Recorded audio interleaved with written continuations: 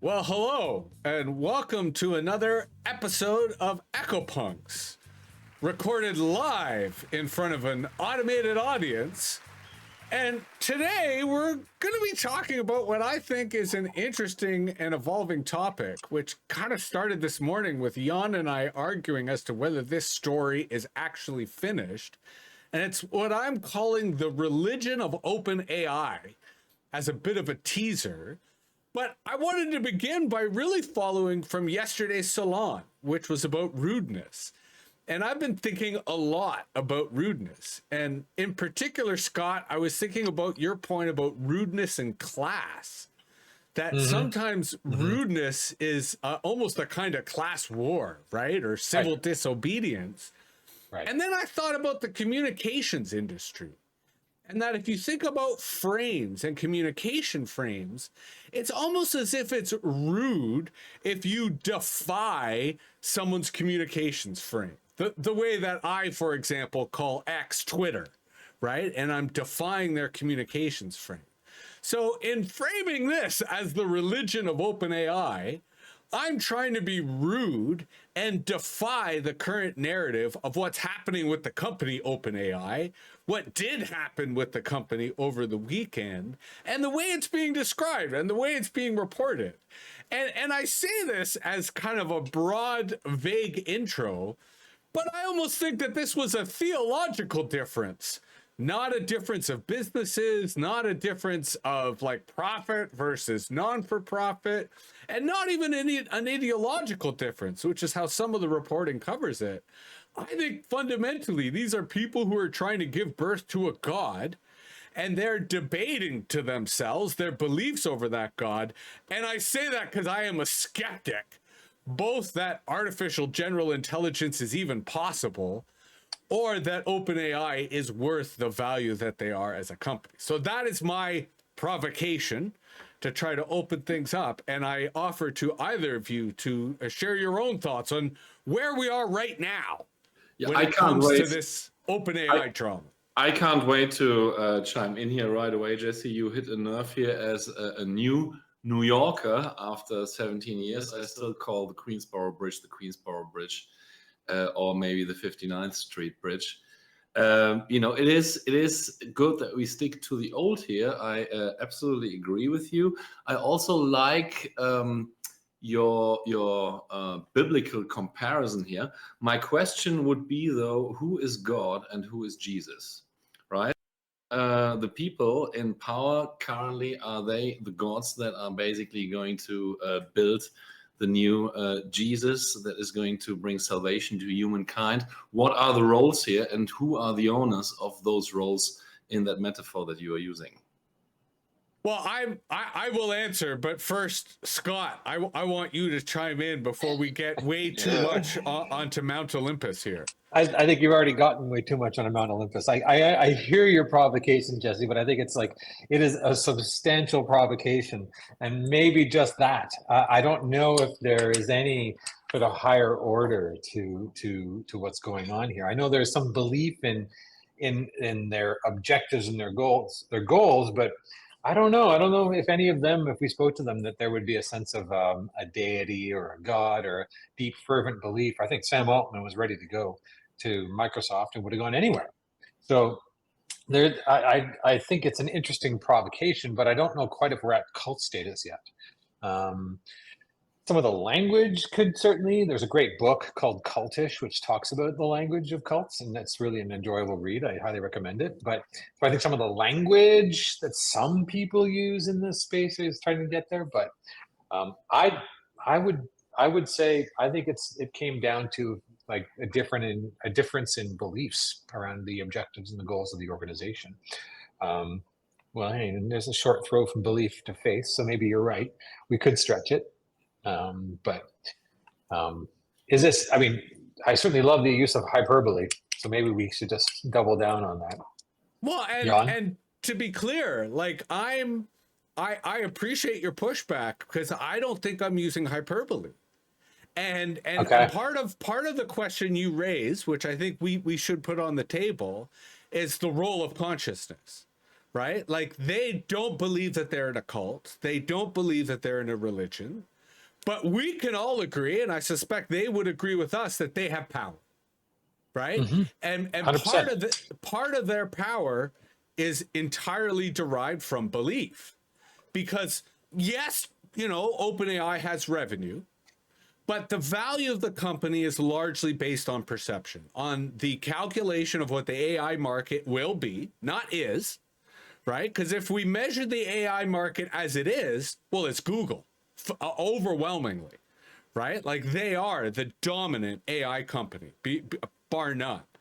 But at the same time, OpenAI has the spotlight. Like this was global news for 4 days. Like I wanted to do today's podcast. I woke up and I was like, I want to do a podcast. And I looked at the news and there was no other news. Okay, yes, there's a ceasefire in the Israel-Gaza war and that's huge. But no, I was not ready to have a podcast on that topic. But there was no other news. Like this is so dominant in our culture. And to answer Jan's question of who in this context is God, well, it's Satya Nadella, right? Here we have one of the great titans of industry who, you know, I think he would acknowledge himself as a god in a polytheistic world. He would see Elon Musk as another god, right? And he would have gained his position thanks to the great godfather of gods, Bill Gates. So yes, I am using a little bit of tongue-in-cheek rudeness, if you will, to try to reframe how we see this.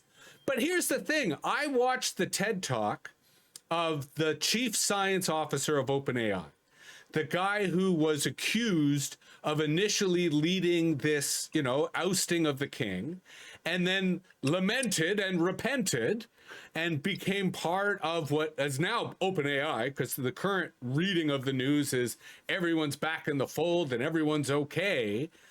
But I watched his TED Talk, and as far as I'm concerned, it is a theological TED Talk, right? There is nothing other than his belief that he is giving birth to a thinking, living entity that, in his words, will be more powerful than human society and will transform all of human society. How's that not the second coming? Like, Well, that doesn't make him a god, though. That doesn't make him a god. That does not make him a god. Like, to me, that's not the prerequisite, because Well, that is I think. But self-perception. What is the self-perception, right? I think if you're going to be a god, you're not going to have a physical form. Like, we could get really literal here, right? And say someone who is representing a deity cannot have a physical form. Says the Judeo-Christian Abrahamic lens on divinity. Right? Maybe. Like that is you as a, you know, I'm not assuming, but someone of the Judeo-Christian tradition who's saying all other gods are false. No. But me. Not at all. Can we hold on. Yeah. I just want to settle the argument there. I would be described as unchurched. That's the language that gets used. So I wouldn't say I'm coming from any kind of belief system when I state that. There's no preference. There's no statement of superiority in any belief system. But you didn't say superiority, but you defined God. You very clearly said you defined a God, but other people define gods in other manners. True, but I say generally they don't tend to have a physical form. And there's one more thing. I know, Jan, you're just chomping at the bit to get in here, but I got to get this out. Just got to get this out. Is that religions also, there's a certain, I think what's different in this case is there's a certain amount of evidence of the abilities of these tools that are being created. Evidence for, I don't know if you want to call it AGI or the progression towards AGI. So there is physical evidence that is being, can be tested. So that proven by lots of people, versus religions which have which are founded on belief systems grounded in something that is bigger than oneself, that almost doesn't have evidence. It can't have evidence. So here's where I think, for the purpose of this discussion, I have to make a note, because we have to come back to that. And yet I want Jan to be able to jump in at this current. Sorry, Jan. But Yeah. this point of evidence, we have to make sure we come back to, because I think you hit it right on the nose, Scott, and I want to make sure we dig deeper there. Go ahead, Jan. And I think, whether there's evidence or not absolutely plays no role and does not matter in this discussion at all. I even believe that the question of God or second coming can be discussed here outside of an AI context. If you remember last week on that Dev Day or during Dev Week, after that supposedly historic presentation that Sam Altman gave, people were really, really raving about how great he was. It reminded them of Steve Jobs, who is still kind of glorified, in parts certainly rightfully so, as the new godfather of Silicon Valley. And everyone is looking for a successor for him, right? So I would agree that regardless of what Sam Altman did or is doing at OpenAI, there is this cult-like following and status that he has risen to. And since I mentioned cult, I like the language that we used a minute ago here, which reminded me a lot of our conversation about trust a couple of weeks ago, right? Words that I heard were faith, belief, cult, right? And as we maybe pause on cult for a second longer, I, as a German, started to get the creeps yesterday when I heard that hundreds of the 700 OpenAI employees threatened to resign immediately and follow Sam Altman to wherever he goes. Because while an American might hear good leadership, rapport, and loyalty, right, the German history being what it is, see basically cult-like glorification of a godlike figure. That's my 2 cents there. Here's the interesting thing about that book, Cultish. Again, I'm not being paid for that. It's actually a really good book. It's in it. There's a conversation or just a statement, not a conversation, but a statement that says, there can be similarities and language parallels, but what you don't see in things that are cult-ish that share some of the language is people separating themselves from their families and cutting off all contact with other members of their families, giving all their money over to something, right? Becoming absolutely subservient, emotional, physical, sexual abuse. Like those are the hallmarks of a true cult, right? So FTX. Let me jump in here with a couple of things, because I think, Scott, you made a couple of really powerful points. And, for our international listeners, our non-Canadian listeners, there is currently this dangerous cult that has been occupying a school in southern Saskatchewan. They're a QAnon cult, and have had a huge impact across the country. But, they've convinced someone to give them a school, and they've recently abandoned the school and have retreated to a farm. But this, I think, Scott, proves your point, that there are cults that believe themselves as cults, and as a result really have a huge detrimental impact. But at the same time, I think Jan has a very powerful point, which is the culture of startups is cult-ish, cult adjacent. And when you combine that with the amount of money that OpenAI, because like OpenAI, the entire AI talent space is high premium. Like if you have a PhD in data science from the University of Toronto's computer science department, you can command a huge salary. And the OpenAI people are some of the best of the best.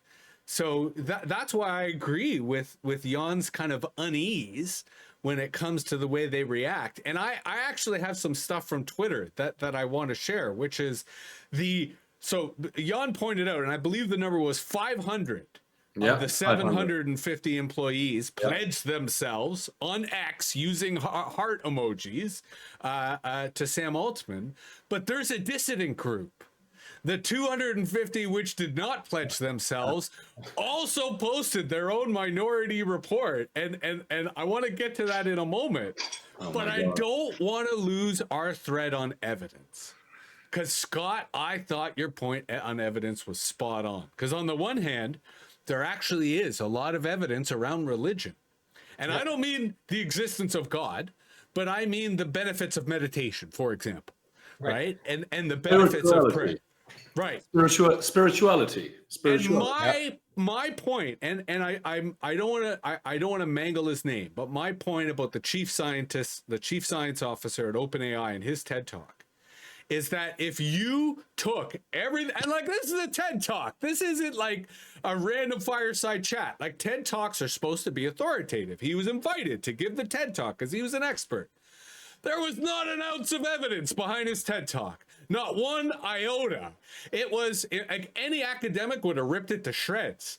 Any lawyer would have ripped it to shreds. Any high school debate club kid would have ripped it to shreds. And I say the same thing about OpenAI's governance charter, that there's no evidence backing it up. Like, I'm a curmudgeon. I believe a startup should have research, market research, that demonstrates why they're going to make money on this.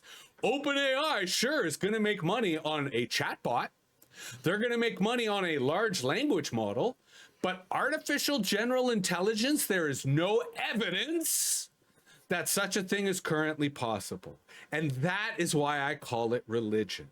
If you focus on the impact of AI, agreed. But otherwise, no. Go ahead, Scott, please. Oh, well, okay, that begs the question. What is your threshold for evidence?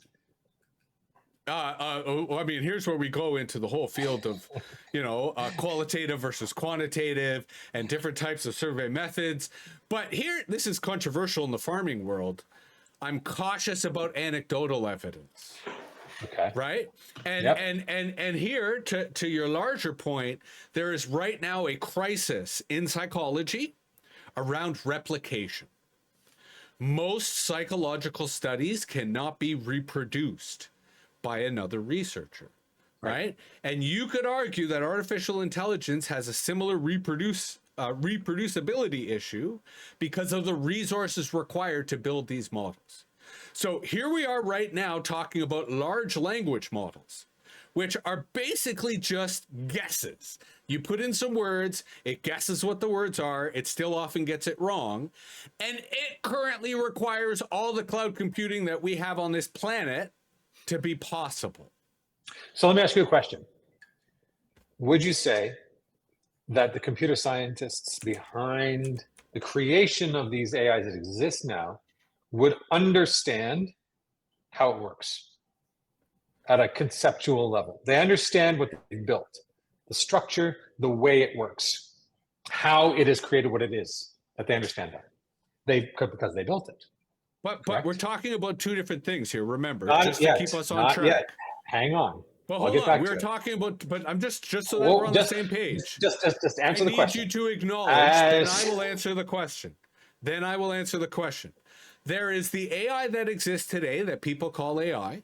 Right. And there's artificial general intelligence, which is what. 100%. And so to answer your question, I would say it's contentious. No, but would you not say that they do understand what they built? They understand. No, they know. I wouldn't say that. I would say it's contentious. And I'll give you the example. Climate change, right? Climate change is an incredibly complex scientific hypothesis that has been developed through cross-disciplinary collaboration of many different disciplines. And it's just about a consensus. 99.9% of all scientists who participate in the climate science, study all agree on the conclusion. They can all reproduce the results. Computer science doesn't even have a 50-50. Right? There are some people in computer science who would say Jeff Hinton is a brilliant guy and here's how his models work and blah, blah, blah, blah, blah. And then you've got other computer scientists who say Jeff Hinton is a fraud, right? His results are accident. Like, that's why I'm suggesting it's not a straightforward answer. Got it. Because the field does not have the same level of consensus on methodology or results. Right, but I'm not arguing consensus. What I'm arguing is the creation of what they've created, the act of creating it and coding it and building it. They know what went in and they understand the mechanics of what is working inside there. Correct? Yes. And I would say you and I could as well. That it's not complicated. Correct. Consciousness. Nobody has yet developed a model of consciousness. Nobody can describe That's consciousness. not true. No, it is totally true. It's But totally no one true. has developed one that you agree with and that I agree with. That I would agree with. No, But there are lots of no. gurus, there are lots of mystics, there are lots of whack jobs who Ah. have. We are just not satisfied with their answers. Hence why consensus is important. I always knew you were a big tent guy. I always knew you were a big I'm tent not guy. a big tent guy. I'm You can just fit every perspective under the argument here. Totally get it. But I'm just I saying, wouldn't call like, that big tent. I call that neurodivergent. But please continue. but this is a difference. This is a difference. I'm talking about the computer scientists that have created AIs understand what they've created. Neuroscientists can't, just speaking about specifically neuroscientists, Yes. who would be the comparable individuals, One of the important players at the table. can't describe how consciousness exists. Yes. And so And to get philosophers who hate neuroscientists would say that it's because their methodology is flawed from the start. The same way cognitive scientists, who are distinct from neuroscientists, would say, but our methodology is superior. We are the ones who are, right? The same way the computer scientists say the neuroscientists are wrong. The cognitive, like, that's my point, right? Each discipline, because of their school of thought, thinks differently than the others. And that's why I started this off by saying, I'm going to be rude and say they are theologians, right? Because the evidence does not support their concerns. Because when we come back to what this dispute was about, as far as my reading of it, it's about artificial general intelligence. And Sam Altman and the people at OpenAI believe that their large language model is a direct path to artificial general intelligence, and I reject that entirely, as does Noam Chomsky, right? Someone who is one of the foundations because to bring in the linguistics, right? Because the linguists are a whole other angle that say consciousness is a byproduct of language. Hence why these computer science guys are now saying we're going to achieve consciousness because we've got language. Jan, I feel that Scott and I are really getting deep into the weeds on this. Can you bail us out here? Yeah, I'm following your conversation in awe and with a lot of interest. I still don't think that any of that matters in this conversation here around God and religious or cult-like glorification of the players that are being affected here by this, right? So, I'd like to gently and swiftly and kindly get us maybe back on track here. When I yelled FTX earlier, like 15 minutes ago, I saw that as an opportunity to drive my point about this phenomenon not being an exclusive OpenAI Sam Altman phenomenon, but one that has been happening in Silicon Valley now for quite some time and is now possibly only finding its culmination in the blow-up of OpenAI, right? There were these cult-like figures at Uber, for example. There was WeWork, which was a big disaster. FTX is usually publicized, Juicero, and so on and so on. Elizabeth, what was her name? Holmes, right? Remember that one? So, my point is that I have the impression that people are really desperately trying to find someone to worship, to kneel down to, right? To glorify for the sake of orientation. For quite some time, we've tried to find these people now in Silicon Valley because that's where the modern hero stories are being told. But now, this is just cringeworthy and embarrassing what is happening. So the question is, does the Church of Silicon Valley lose its followers, right, or not? And let me briefly ask you a follow-up on that. Yeah. Embarrassing for who? Because I agree with like the general Silicon Valley. I agree that this on some levels, exactly to your point, builds off the Sam Bankman-Fried fiasco and the Theranos fiasco and, people forget about Uber and Travis Scott, but he was like a whole other, or Yes. Travis Kalinick or whatever. Absolutely, absolutely. But So that's embarrassing. Embarrassing for who?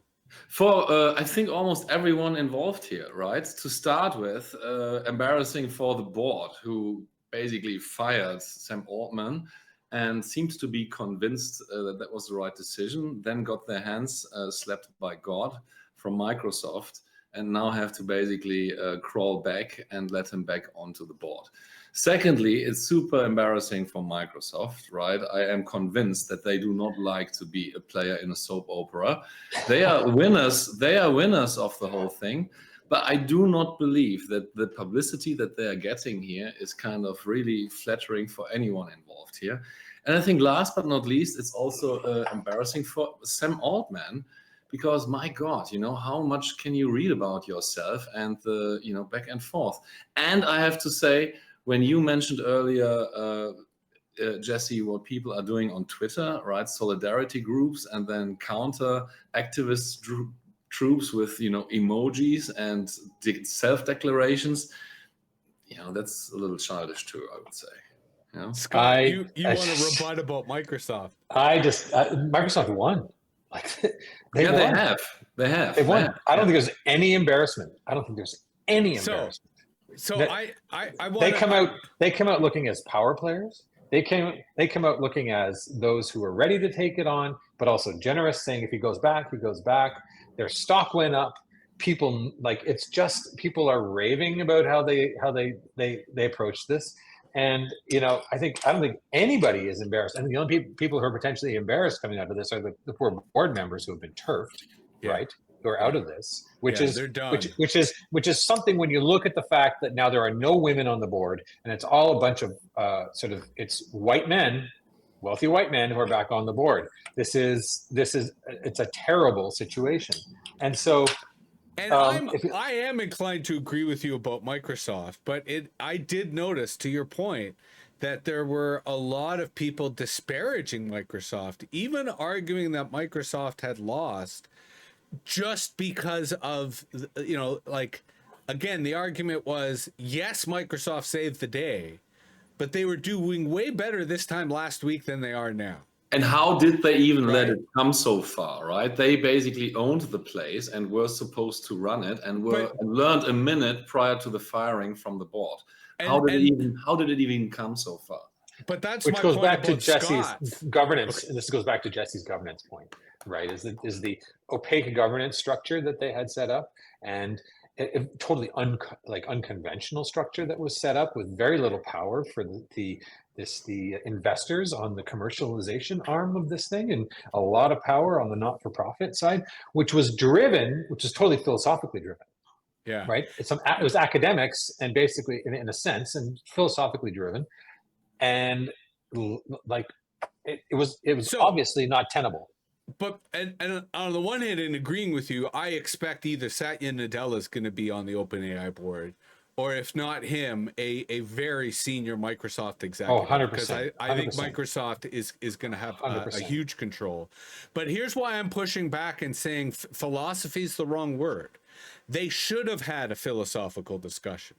Had they hired us as the Echo Punks, they would have had a philosophical discussion. And the reason I'm suggesting that it wasn't a philosophical discussion, that it was a theological discussion, is we have philosophical discussions in the sense that we put our egos aside and we try to understand the perspectives from all sides. That was your point about the big tent. Right? That we try to have these conversations without feeling like we have to win them or it's our ego or 100%. Our identity. Yep. And my reading on this is that it was the opposite. That these people are so passionate about AI, are so passionate about their beliefs about AI, that it is personal. Right? That's why they say, oh, I'm going to leave. That's why they say, oh, I'm with Sam. Right? That's why the board acted like, I think everyone agrees the board shot itself in the foot. And they were the ultimate losers here, or the X-board, should we say. 100%. And again, I think had they had that philosophical discussion, it would have been different. And because they had a discussion of faith, as often happens in America around Thanksgiving, right? That is why it was so emotional, so charged, and could not find a compromise, could not find a way in which everyone's views could be accommodated in OpenAI. Scott, Jan, you keep trying to jump in, and I'm Yeah, conscious about Scott and I going back and forth. I think you are a little generous, maybe, by assuming that the conflict and the discussions were all around AI, because you mentioned in your last statement here as well the power play, the power at stake. What struck me immediately was that the firing happened 48 hours after that. Again, I mentioned before, incredibly successful presentation on Development Day. And given what a cult-like following Sam Altman has, how loyal the entire company stands behind him, I'm wondering, was it a little too much of the spotlight on one person? Was it a little too much power and too much loyalty for one person? And did that sit not well with the other four who were involved and apparently also very accomplished, right? So yeah, maybe and hopefully the conflict was about AI. But given how big egos, particularly in Silicon Valley, rise, lately, I'm not sure that is really the case. It's interesting as we're talking and throwing around the word cult.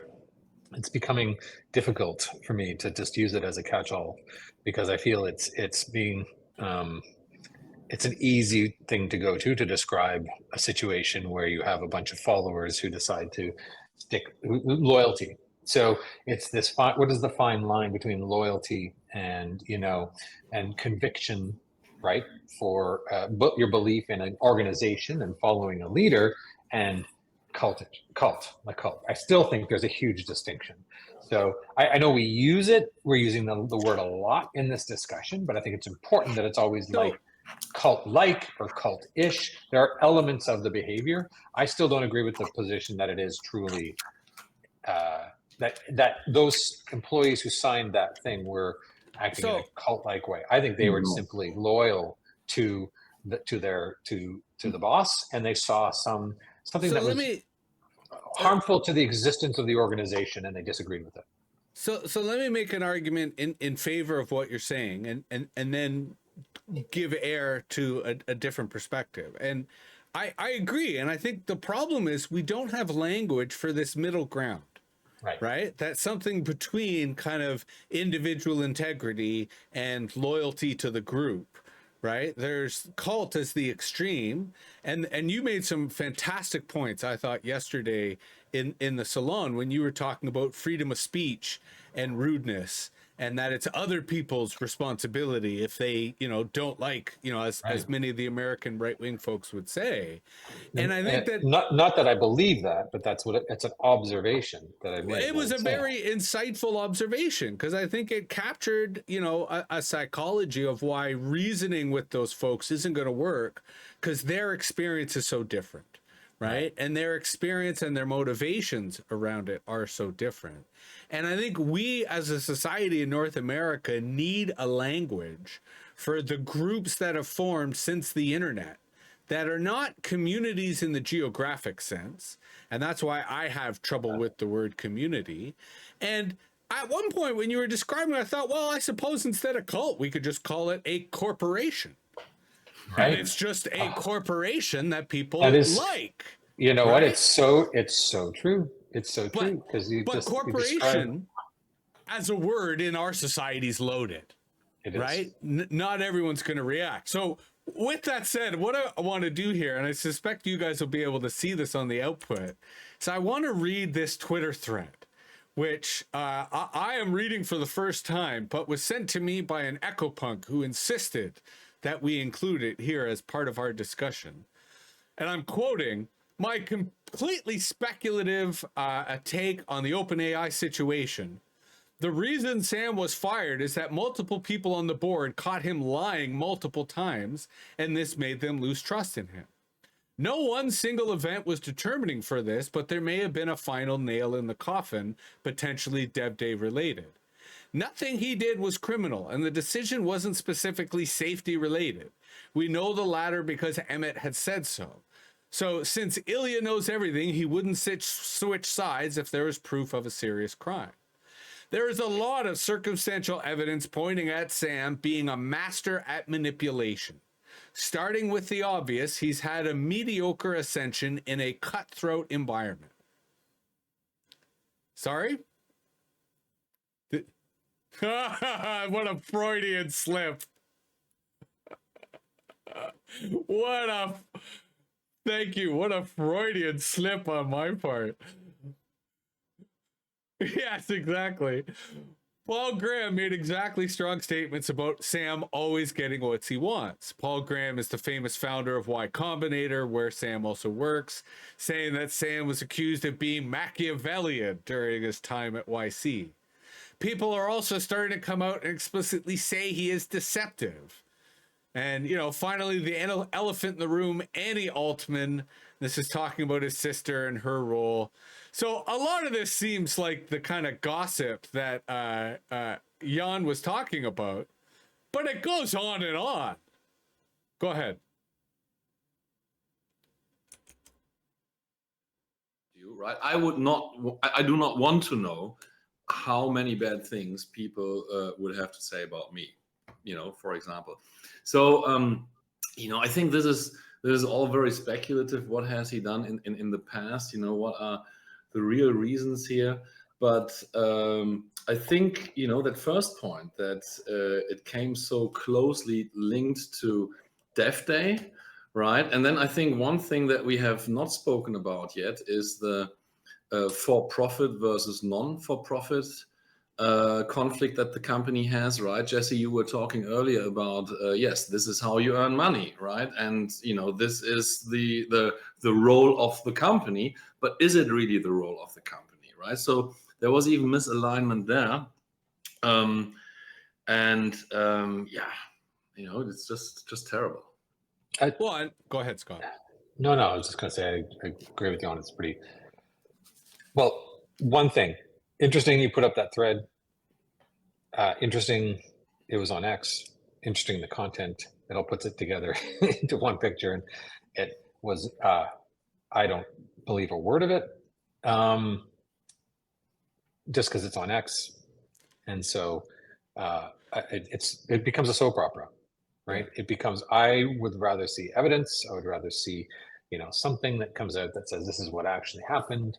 The speculative stuff is interesting, but it's dangerous. It's a dangerous avenue to go down, which is to get back to the embarrassment, to get back to the religion, to get back to all these things. When you start to spin all this stuff up and you spin up all of this speculation, you start to feed into those types of narratives around this, which is salacious and fun to consume, and the algorithms love it. But really, at the end of the day, what value does it bring, and what value does it bring to the average individual? And to go back to something you said earlier, Jesse, which I thought was really interesting, you said there was no other news on. Well, there was no other news on in your sphere and in my sphere and in our sphere. I think for 95% of the population, it was like, what is this thing? What is going on?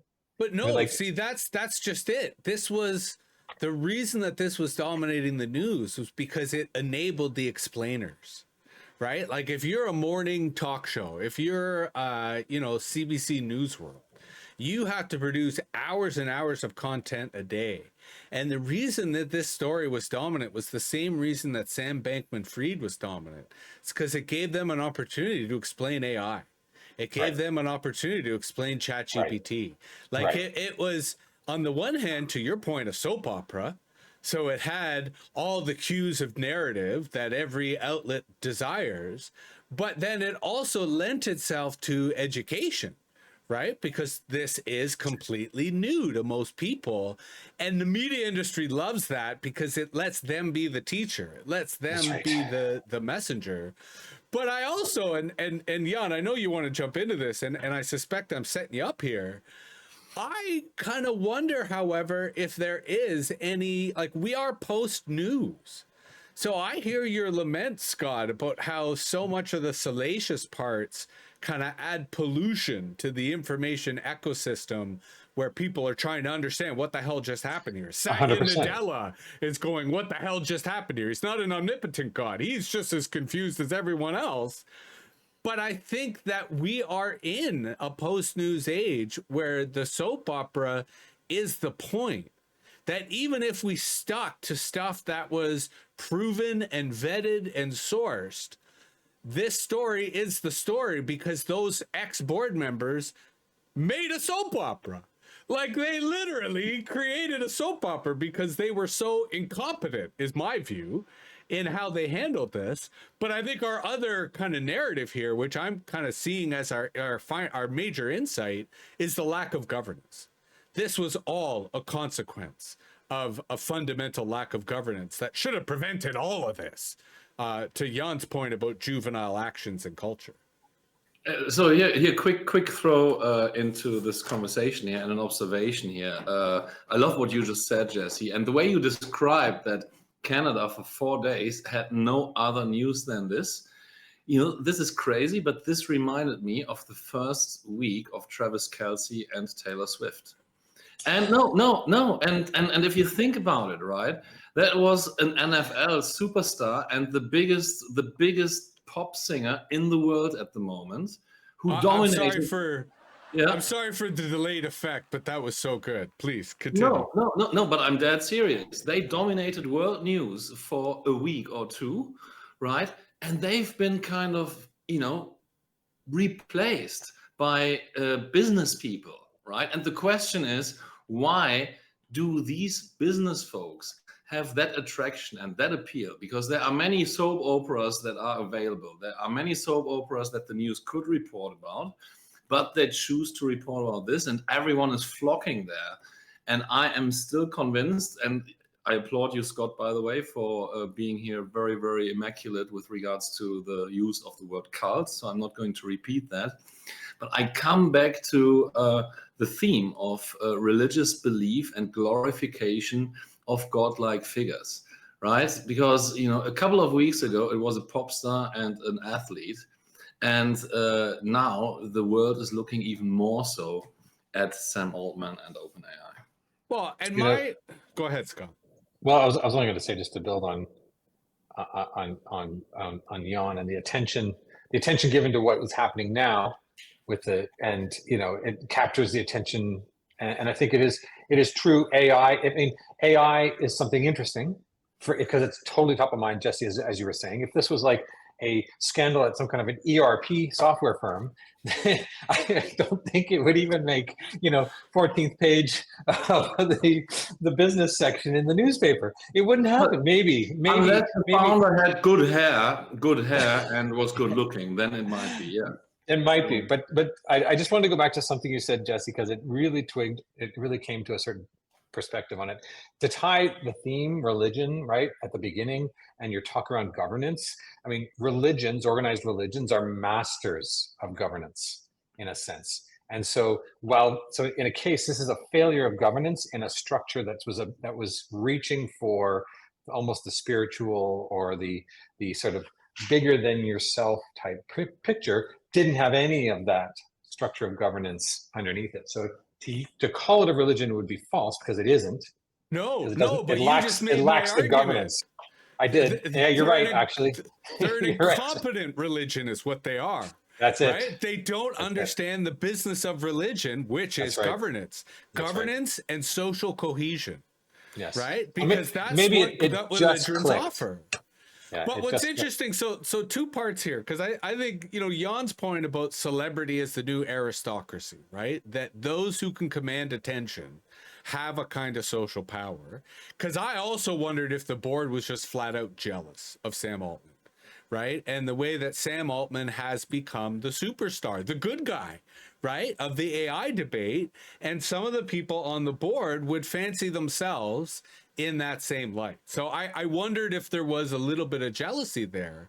But the late, great David Noble, who was a York University professor, he wrote this book called The Religion of Technology.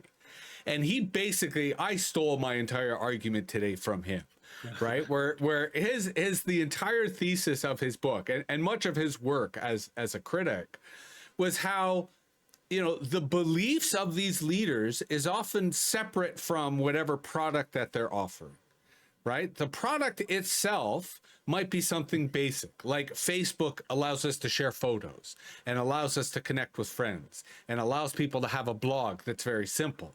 But Mark Zuckerberg calls it bringing together community or connecting information, and that allows them to run rampant for 2 decades and trash democracy as we know it, right? And there always is this disconnect between what the product is. To me, ChatGPT is just the evolution of the search engine, a powerful evolution.